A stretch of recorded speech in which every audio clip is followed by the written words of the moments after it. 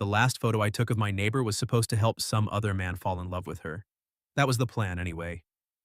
Avery Lane stood in the courtyard of our apartment building at 7 on a Thursday evening, wearing a blue sundress, white sneakers, and the kind of smile that made a man forget he had rent, laundry, and emotional baggage waiting upstairs. I had my camera raised. She had one hand tucked into the pocket of her dress. And right after I told her, "That's perfect! Any dating app would be lucky to have that photo," she looked straight through the lens and said, "Forget the app, Miles. Take me out." I almost dropped $2,000 worth of equipment onto the pavement. My name is Miles Hart. I was 26, living in a one-bedroom apartment above a bakery in Portland, and making a living as a freelance photographer, which sounds more romantic than it is. Mostly I took pictures of real estate listings, restaurant menus, handmade candles, and once a very angry terrier for a dog grooming website. I was good at making other people look like they belonged somewhere beautiful. I was less good at believing that about myself. Avery moved into 3B 3 months before that evening. I lived in 3A. We shared a thin wall, a fire escape, and an ongoing disagreement about whether old jazz sounded better than 90s country. She taught art at an elementary school, which I learned because every morning at 7:15 she walked past my door carrying a canvas tote bag that said, "Small humans, big feelings." The first time we really spoke, she was kneeling in the hallway trying to rescue a stack of children's watercolor paintings that had exploded from her bag like a paper firework. I helped gather them up. One painting was a purple horse under a green sun. "Bold use of realism," I said. Avery looked up at me, hair falling out of its clip, cheeks pink from embarrassment or the stares. "That's a self-portrait." I handed it to her carefully. Then I apologized to the horse. She laughed, and I remember thinking dangerous, not dramatic dangerous, not trouble dangerous, just the kind of laugh that moved furniture around inside a quiet man. After that, we became hallway friendly. She borrowed my stepladder. I fixed the chain on her stuck window. She left a container of lemon bars outside my door with a sticky note that said, "For services rendered, Sir Fix-a-Lot." I wrote back, "Terrible night name. Excellent lemon bars." That was how it went. Small jokes, accidental conversations, her humming through the wall when she cooked. Me pretending I didn't know exactly when she got home. I was careful. I had reasons. A year earlier, my girlfriend of 4 years left me 2 weeks after I photographed her cousin's wedding. She told me I was wonderful but distant, which is a sentence that sounds kind until it keeps you awake for months. The truth was, she wasn't completely wrong. I knew how to observe, I knew how to frame, I knew how to wait for good light. I did not always know how to step into the picture. So when Avery knocked on my door that Thursday, I opened it expecting a broken sink, a stuck window, or maybe a polite complaint that my editing music had too much saxophone. Instead, she stood there holding 3 dresses over one arm and looking nervous. "I need a favor," she said. "Legal or illegal. Emotionally humiliating. Worse." She smiled, but it didn't last.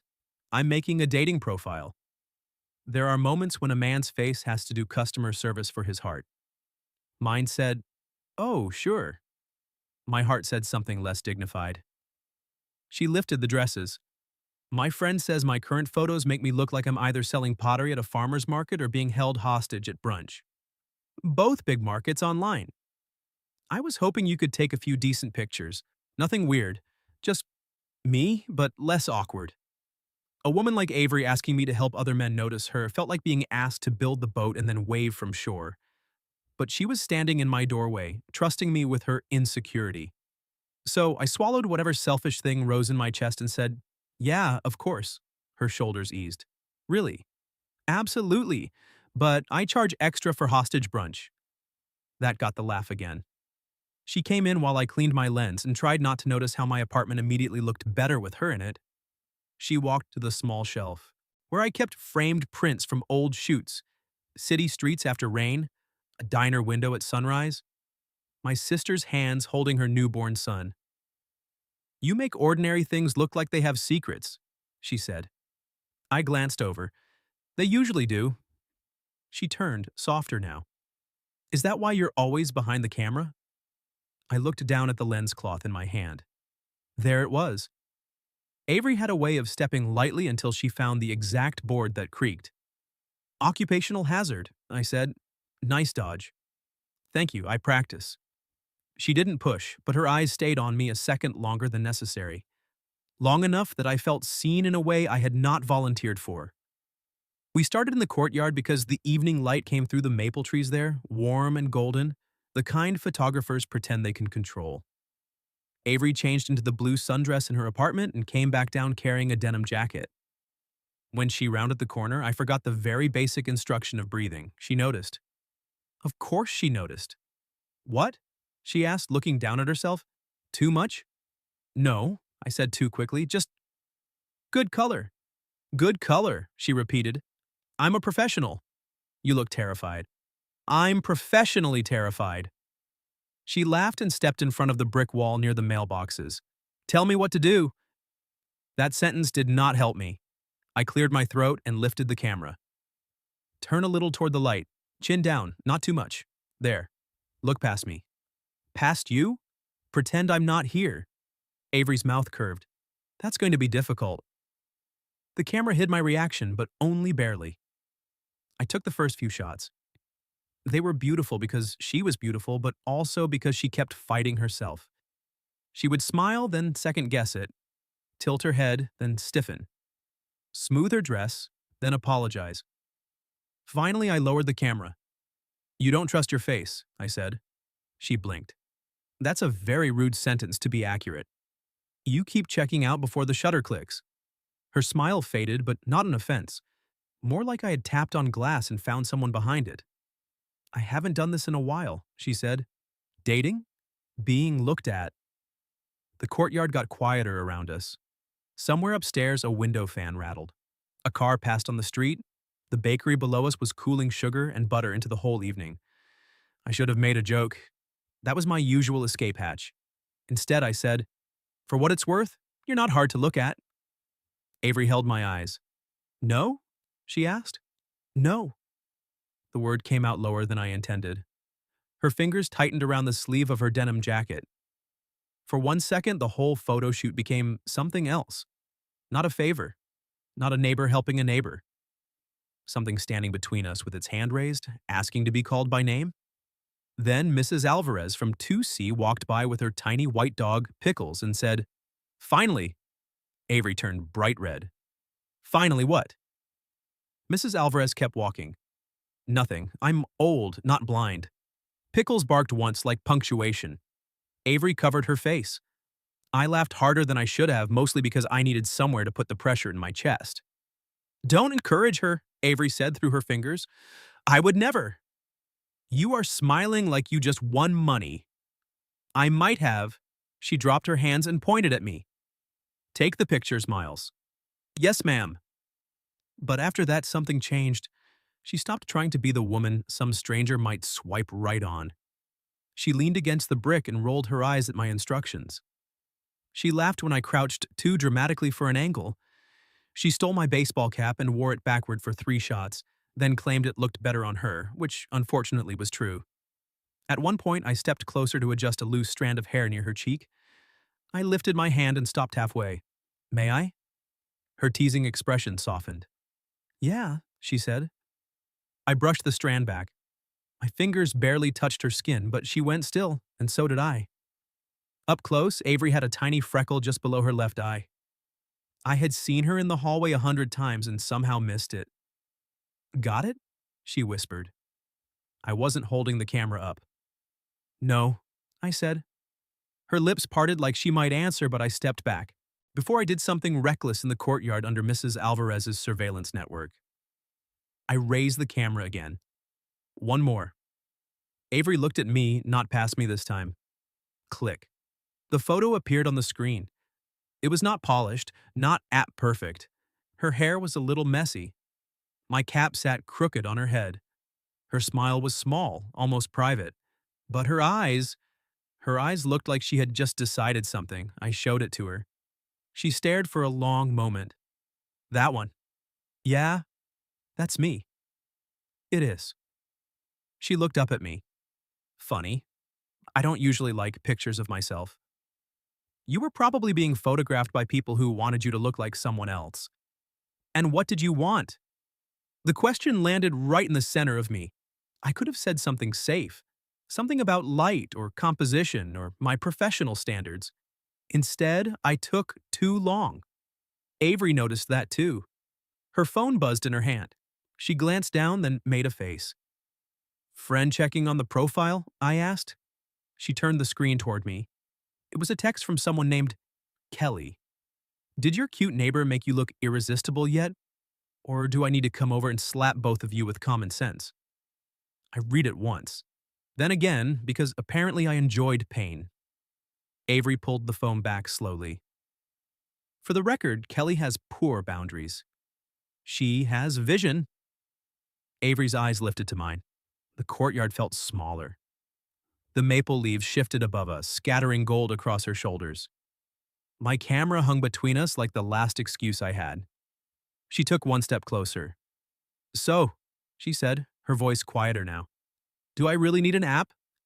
I forgot every clever thing I had ever said in my life. Avery smiled, not nervous anymore. Forget the app, Miles, she said. Take me out. And before I could answer, her thumb hovered over the dating profile on her phone, right above the button that said Publish. There are graceful ways to respond when the woman you've been quietly wanting for months asks you out. I chose none of them. I stared at Avery's thumb hovering over the Publish button and said, like, now? Her eyebrows lifted. That depends. Do you need 6 to 8 weeks to process? No. 3 to 5 business days? No. A signed permission slip? Avery, she grinned. There he is. I reached over and gently took the phone from her hand. Her eyes tracked the movement, amused and bright. What are you doing? She asked. Saving the men of Portland from false hope.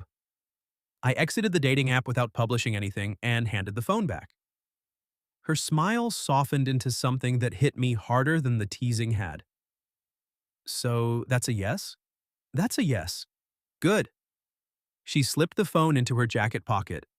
Because I was about 10 seconds from pretending I meant take me out as in assassinate me, and that would have ruined the mood. I would have known. Would you? I'm a professional observer. Avery leaned closer. Then observe this. I am starving, nervous, and very interested in seeing if you can talk to me without hiding behind that camera. I looked down. My camera was still hanging from my neck like a shield. I removed the strap and set the camera carefully into my bag. When I looked up, Avery was watching me with an expression I couldn't quite name. What? I asked. Nothing, she said. That just felt significant. It was. The honesty surprised both of us. For a second, all the noise of the courtyard thinned again. No Mrs. Alvarez, no pickles, no cars passing beyond the gate. Just Avery and me standing close enough that I could see the tiny fray at the shoulder seam of her denim jacket. Then she clapped her hands once. Okay, first date rules. We already have rules? I'm a teacher. I thrive within structure. Fine. What are the rules? 1, we do not call it hanging out like cowards. Agreed. 2, if this is terrible, we return to being normal neighbors and never speak of it. That sounds impossible. Because of my charm? Because Mrs. Alvarez is already building a scrapbook. Avery laughed. True. Rule 3, no pretending we don't know things about each other. I know you eat cereal for dinner when you're on deadlines. That was private. The walls are thin and you crunch loudly. You know I sing Dolly Parton when I grade papers. I have never complained. You joined in once. That was harmony. That was a cry for help.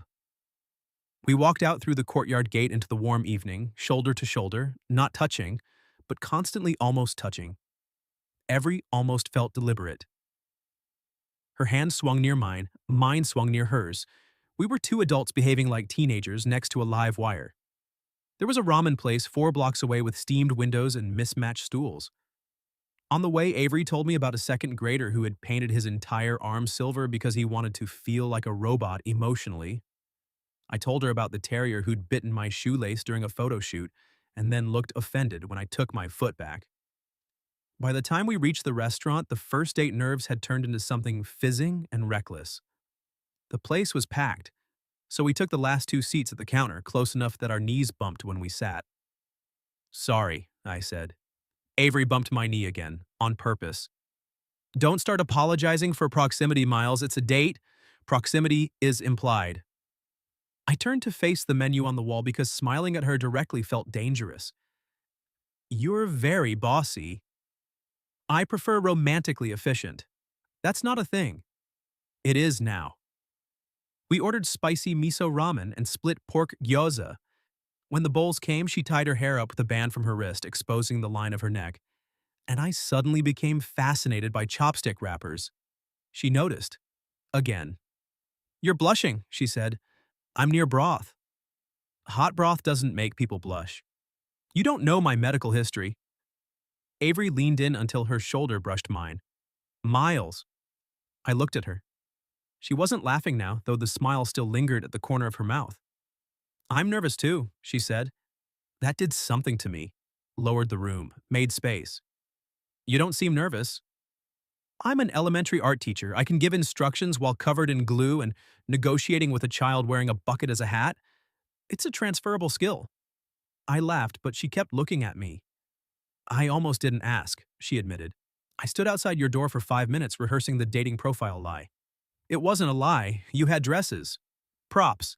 You were really going to make a profile? She looked down at her bowl and stirred the noodles. Maybe, eventually. My friend kept telling me to get back out there, and I thought if I made myself do it, I'd stop. Stop what? Looking forward to hallway conversations.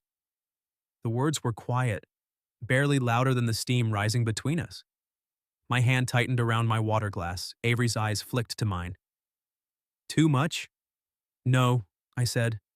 Not enough. Her breath caught. I set the glass down. I looked forward to them too, the hallway, the lemon bars, your terrible night jokes. My night jokes are excellent. They're a public hazard. But you liked them. I liked having a reason to knock on your door. Her face changed slowly, like light moving across a wall. You could have knocked without a reason. I didn't know that. I think you did. She was right. Somewhere under all my caution, I had known. I had just been waiting for certainty to do what courage was supposed to. The gyoza sat forgotten between us. Avery picked one up with her chopsticks and held it near my mouth. Here. I blinked. Are you feeding me? I'm testing if you can accept good things. That's a lot of pressure for Dumpling. Open. So I did. She fed me the gyoza, and it was too hot, and I tried not to look like I'd burned my tongue because I still had some pride left. Avery narrowed her eyes. Too hot? Perfect. You're lying. I'm suffering with dignity. She laughed so hard she had to cover her mouth with her napkin.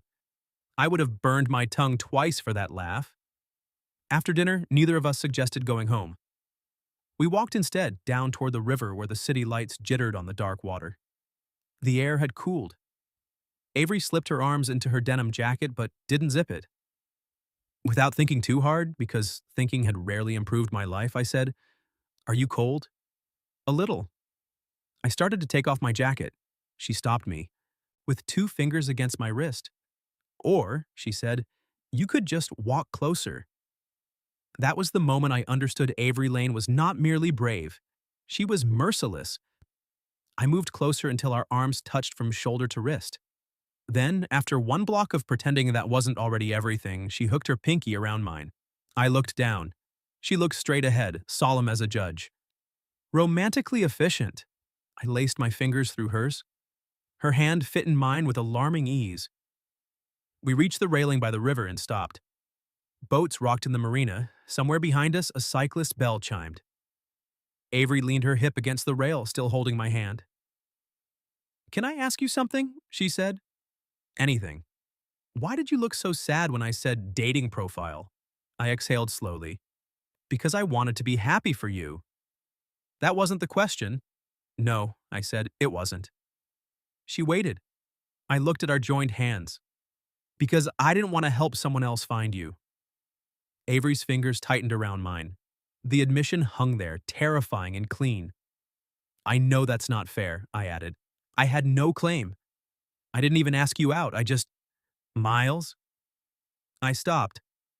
She stepped closer until the toes of her white sneakers nearly touched mine. I wasn't trying to be found by someone else, she said. I was trying to see if you'd finally look up. My chest went tight. I look at you all the time, I said. Her eyes softened. I know, but usually through something. A camera, a joke, a doorway. That one landed. The river moved below us, dark and restless. I'm trying not to do that tonight, I said. I can tell. I may be bad at it. You're not. I'm rusty. Then I'll grade generously. I laughed under my breath and she smiled. Then she reached up and touched the front of my shirt, just 2 fingers resting over my heart. Every part of me went still. This okay? She asked. Yes. My voice barely worked. Her gaze dropped to my mouth, then lifted again. I'm not asking you to be fearless, she said. I'm just asking you not to disappear when it starts to matter. The vulnerable honesty in her voice undid me more than any flirtation could have. I covered her hand with mine. I don't want to disappear. Good. I want to kiss you. Avery's smile was small and immediate. Also good. I leaned in slowly enough that she could change her mind. She didn't. Her mouth met mine softly at first, warm and certain. One brief kiss, then another, because the first one only proved how badly we needed the second. Her hand slid from my chest to the back of my neck, and I forgot the river, the city, every careful rule I'd ever made. When we separated, she stayed close, forehead almost touching mine. Wow, she whispered. I smiled. Is that my grade? Preliminary assessment. And? She kissed me again, quicker this time, smiling against my mouth. Needs further study, she said. I walked Avery back to our building with her hand in mine and a truly embarrassing amount of hope in my chest. Hope is loud when you've been ignoring it for a year. At the front gate, she stopped beneath the courtyard maple and turned to me. So, she said, neighbor. So, neighbor, we have a logistical problem. My apartment is 12 feet from yours? Exactly. If this goes badly, we'll have to become people who check the hallway before taking out trash. I already do that. Her mouth twitched. For me? Sometimes for Mrs. Alvarez. She asks intense questions about produce. Avery laughed, then went quiet. Her thumb brushed over my knuckles, once, then again. Tonight didn't feel casual to me, she said. The honesty in it cut straight through every joke I had lined up. No, I said. Not to me either. Good. She lifted her chin, pretending confidence, but I could see the question underneath. Because I don't think I want to do casual with you. I stepped closer. What do you want? She looked up at the windows of our building, then back at me. A real date, another one. Planned? Maybe with less ramen splash damage. I thought the splash damage made it intimate. You had broth on your sleeve for 3 blocks. I was saving it for later. Romantic. I can do better. Her sealed eyes softened. I know. That quiet belief almost hurt. I reached for her carefully, giving her time, and she came willingly into the space between my arms. Not a dramatic embrace. Just her hands at my waist, my palms settling at her back, her cheek near my collarbone. She smelled like ginger, camera strap leather, and something floral from her shampoo. For a few seconds, we stood like that in the courtyard, neither of us performing courage, just borrowing it from each other. Then a window above us slid open. Mrs. Alvarez called, "If you are going to kiss again, do it under the light." My eyesight is not what it was. Avery groaned into my chest. I'm moving. I looked up. Good night, Mrs. Alvarez. Good night, Miles. Good night, Avery. Excellent progress. The window shut. Avery pulled back, mortified and laughing. I cannot believe our building has a romance commentator. She's invested. She's terrifying. She's right about the light. Avery pointed at me. Do not flirt with me using surveillance. Too late. I kissed her under the courtyard lamp. It was supposed to be quick, playful, a punctuation mark at the end of a first date. But Avery rose onto her toes and curled her fingers into my shirt. And suddenly the kiss changed shape. Slower. Deeper. The kind of kiss that made returning to separate apartments feel like poor urban planning. When we finally broke apart, her eyes stayed closed for a beat. Okay, she whispered. Okay. That was definitely under the light. I laughed softly and brushed my thumb along her jaw. Saturday. Her eyes opened. What happened Saturday? Our second first date. Second first date? The first one was ambushed. You were ambushed? I asked you very clearly. You weaponized a sundress and emotional honesty.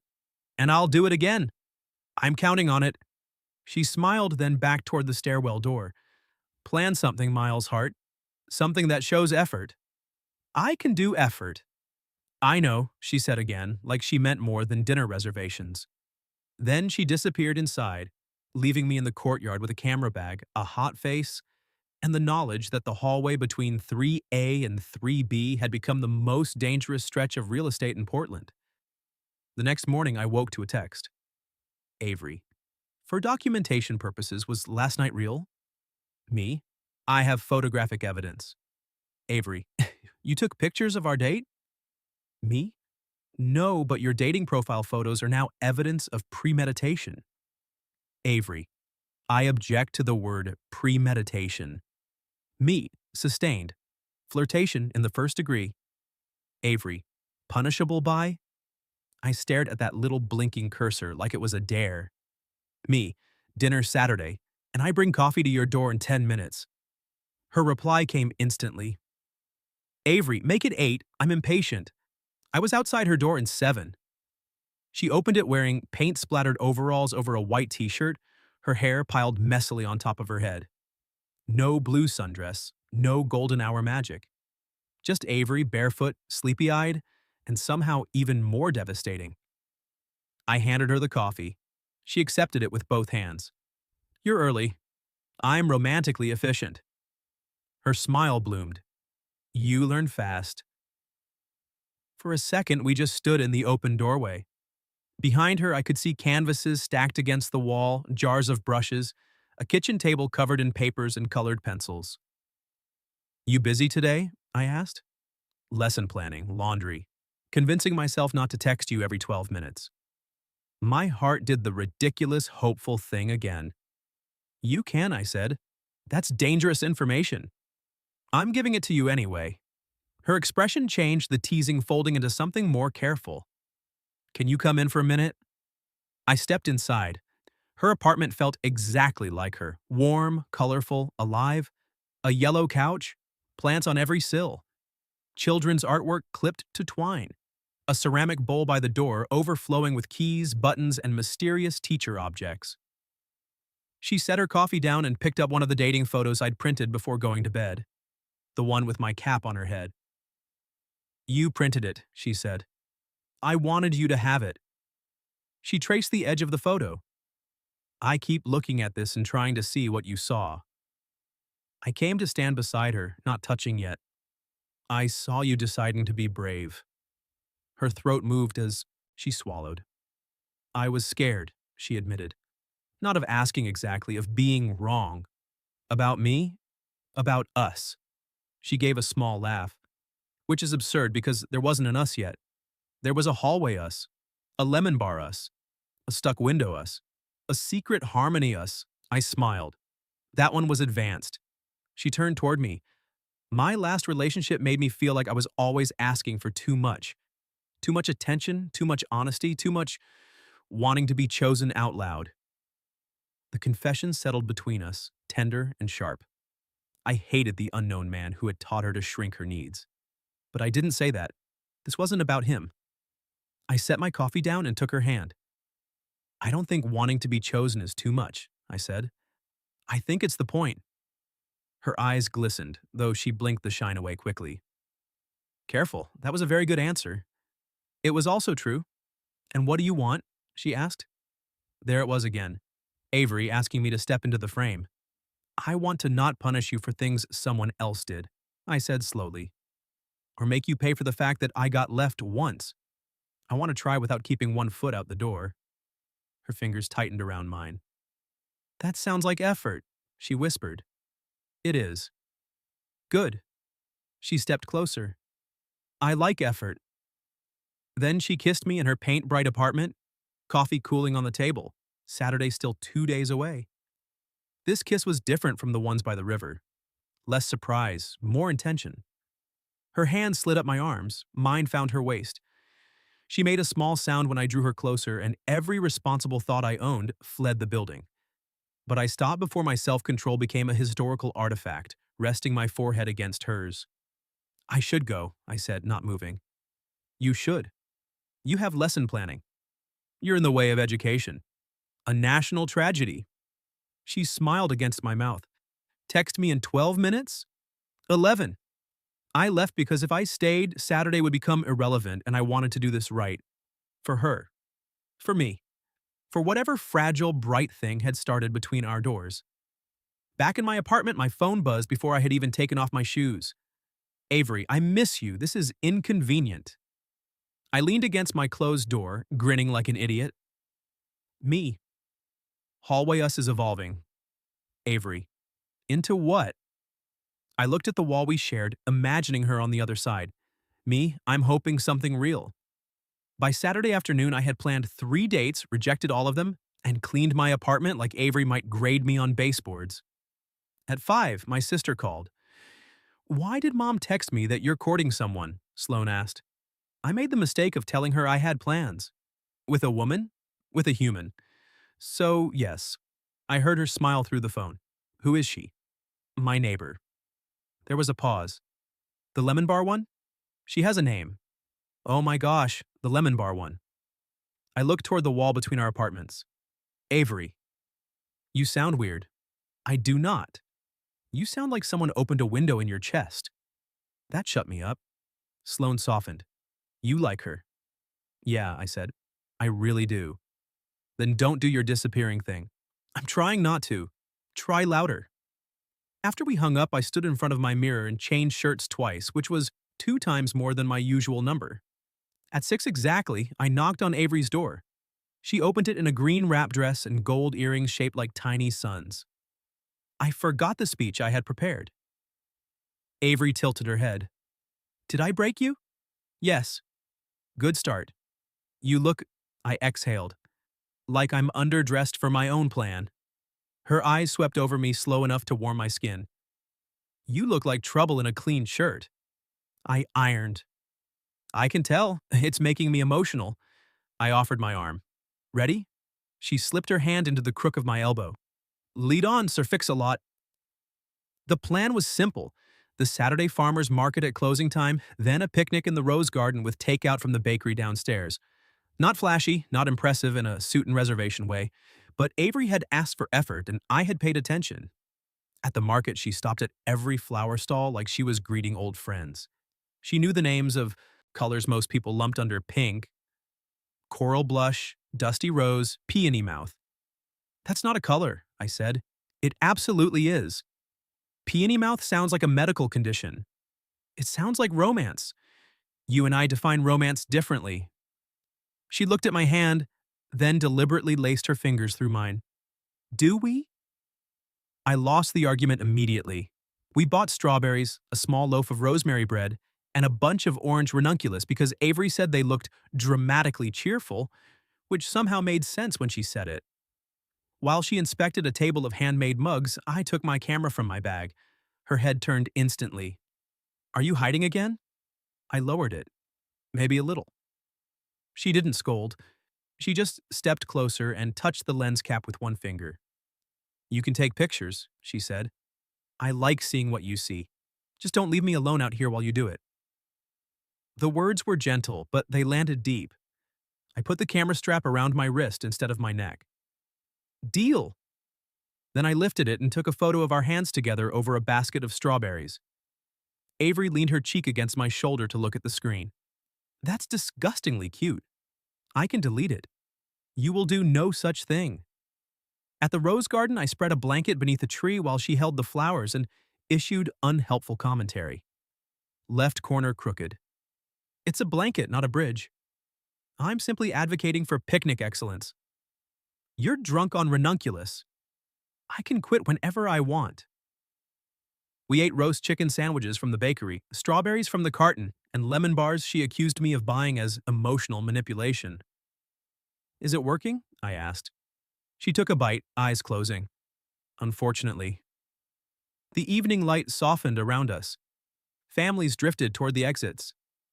Somewhere nearby, a kid laughed like a wind chime.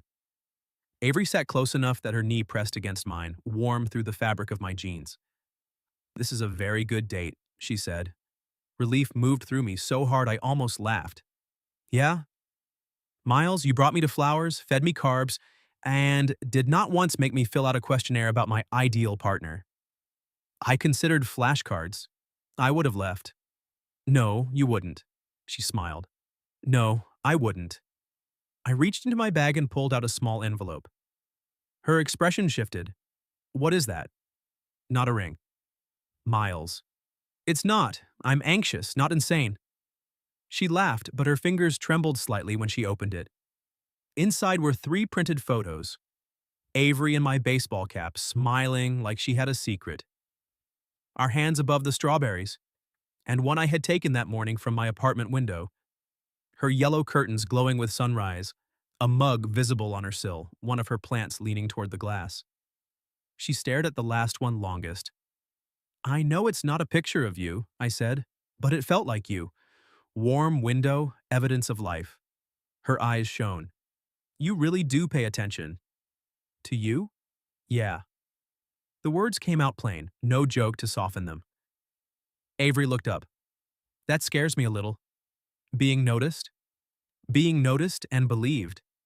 She smoothed her thumb over the edge of the photo. It makes me want things. What things? Her gaze held mine. More mornings, more grocery runs where we buy unnecessary strawberries, more kisses in inconvenient locations. My chest tightened with wanting. I can offer inconvenient locations.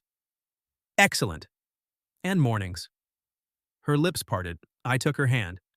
Not as a line, I'd like to keep choosing you past the part where it's easy and new. For a moment, Avery didn't move. Then she leaned forward and kissed me. It was not a shy kiss. It was a yes pressed warm against my mouth. She pushed me gently back until my shoulder met the tree, and I laughed into the kiss because happiness had nowhere else to go. When she pulled away, she stayed half in my lap, cheeks flushed, eyes bright. I have a confession, she said. I'm listening. I asked you for profile photos because I wanted an excuse. Her smile went crooked. But I also wanted proof. Proof of what? That the way you looked at me wasn't in my head. I brushed a loose strand of hair from her cheek, this time without hesitation. It wasn't. I know now. I kissed the corner of her mouth. Good. She rested her forehead against mine. I'm trying not to sprint ahead in my feelings. How's that going? Poorly. Same. Her laugh shook softly through both of us. We stayed until the sky turned lavender and the lamps flickered on along the paths. I took exactly 4 more pictures, all with permission, all without stepping away from her. Avery stole my jacket when the temperature dropped, then claimed she looked better in it. She did. On the walk home, she tucked her hand into my back pocket like she'd done it 100 times. The casual possession of it nearly ended me. At our building, the hallway was empty for once. No Mrs. Alvarez, no pickles, no witnesses. Just the 2 of us outside our doors. Avery leaned against 3B, still wearing my jacket, flowers tucked under one arm. This is the part where one of us says goodnight very responsibly. Is it? That depends on how responsible you feel. Currently? Not very. Her smile flickered, then softened into nerves. Do you want to come in? The question held more than invitation. It held trust, choice, the fragile next step of something real. I wanted to say yes so badly my body answered, before my brain did, one step forward. Then I stopped. Avery noticed. Of course she did. Her smile faded by a degree. Too fast? No. I reached for her hand. Not because I don't want to. Then why? Because I didn't want the night to become proof that I could desire her without knowing how to stay. Because I wanted her to wake up tomorrow sure I hadn't mistaken chemistry for courage. I squeezed her fingers. Because when I come in, I don't want any part of you wondering if this is all I was waiting for. Her face changed.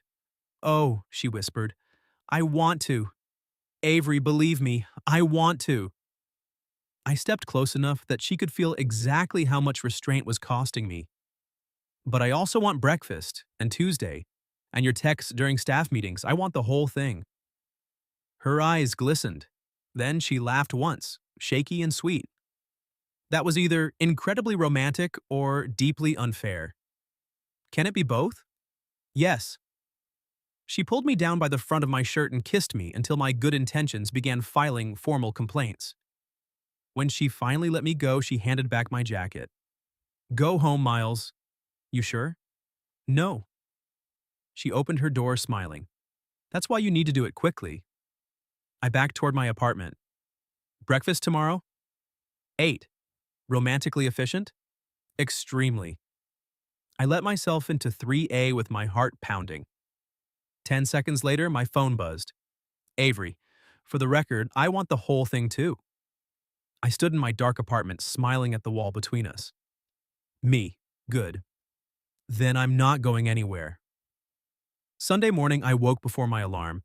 Not because I was responsible, because Avery was 12 feet away and I had promised breakfast. I showered, shaved, burned the first batch of pancakes, and was standing over the second with the focus of a man diffusing explosives when someone knocked on my door. I opened it with a spatula in one hand. Avery stood there in soft gray sweatpants, a faded school t-shirt, and the sleepiest smile I had ever survived. You're early, I said. I smelled panic. That's maple adjacent. She stepped inside and looked at the kitchen. Miles. What? Are those pancakes shaped like Oregon? They are abstract. They are geological. I'm expanding your palate. She came closer, took the spatula from my hand, and bumped her hip against mine. Move, Sir Fix-a-Lot. Let the art teacher handle shapes. So our first breakfast became Avery rescuing pancakes, while I sliced strawberries and pretended not to stare at her barefoot in my kitchen. It felt domestic in a way that should have scared me. It didn't. It made me want to buy better coffee mugs. It made me want to learn how she liked her eggs. It made me want to be the kind of man who didn't just enjoy a morning like that, but could be trusted with many of them. We ate at my small table by the window, knees touching underneath it, because apparently we no longer believed in personal space. Avery held up a pancake. This one looks like a rabbit. That was intentional. It has 5 ears. Rare breed. She laughed, then went. Quiet, her fork resting against the plate. What? I asked. She looked around my apartment, my camera bag by the couch, the framed photos, the 2 coffee cups between us. I used to think wanting this made me needy. This? Someone who notices when I'm quiet. Someone who makes breakfast and lets me fix the pancakes. Someone who says what he means. She glanced at me. Someone who stays. The last word held a small bruise. I reached across the table and took her hand. I can't promise I'll never mess up. I'm not asking for perfect. I can promise I won't make you feel foolish for asking to be chosen. Her eyes softened. And I can promise, I added, that if I get scared, I'll tell you instead of disappearing behind a lens. Avery turned my hand over and traced a line across my palm. That's all I wanted. I swallowed. Then, for the record, I choose you. Out loud. Before coffee even, which is medically significant. Her smile trembled at the edges. I choose you too. We kissed over a plate of questionable pancakes with sunlight catching in her hair and syrup on my wrist. It was not cinematic. It was sticky and awkward and perfect. After that, life did not turn into a montage all at once. It turned into Tuesdays. Avery texting me photos of paint disasters from her classroom. Me bringing groceries to her door and forgetting half of what I bought because she answered wearing my old sweatshirt. Her learning the difference between my work silence and my withdrawal silence. Me learning that sometimes she got cheerful when she was nervous, and sometimes she got very, very organized when she was hurt. We had our first argument 3 weeks later over something stupid. I canceled dinner because a client moved a deadline, and I sent a text that sounded casual when I felt guilty. Avery knocked on my door 15 minutes later. Are you avoiding me? She asked. Or are you being emotionally incompetent? I opened my mouth. She held up one finger. Think carefully. There's a right answer, and it's honest. So I told her the truth, that I was overwhelmed. That part of me had assumed disappointing her once would be the beginning of the end. That I hated needing room because I didn't know how to ask for it without sounding like I was leaving. Avery listened from my couch, arms folded, eyes bright but steady. Then she said, "You can need room, Miles. You just can't vanish and call it kindness." I sat beside her, close but not touching. "I'm sorry. I know. I don't want to be that guy with you." "Then don't." It was not soft. It was better than soft. It was real. I reached for her hand. She let me. We ordered pizza, ate it on the floor, and made a new rule. Space was allowed, silence had to be explained, and nobody was permitted to use work as camouflage for fear. Mrs. Alvarez approved the rule after Avery accidentally mentioned it by the mailboxes. "Communication," she said, nodding. "Very sexy." Avery nearly swallowed her tongue. 6 months later, the dating app photo still sat in a frame on Avery's shelf, though she had taped a small label beneath it that read, "Exhibit A failed profile, successful ambush." By then, my apartment and hers had become one long sentence with a hallway in the middle. Her plants migrated to my windows. My spare chargers appeared beside her bed.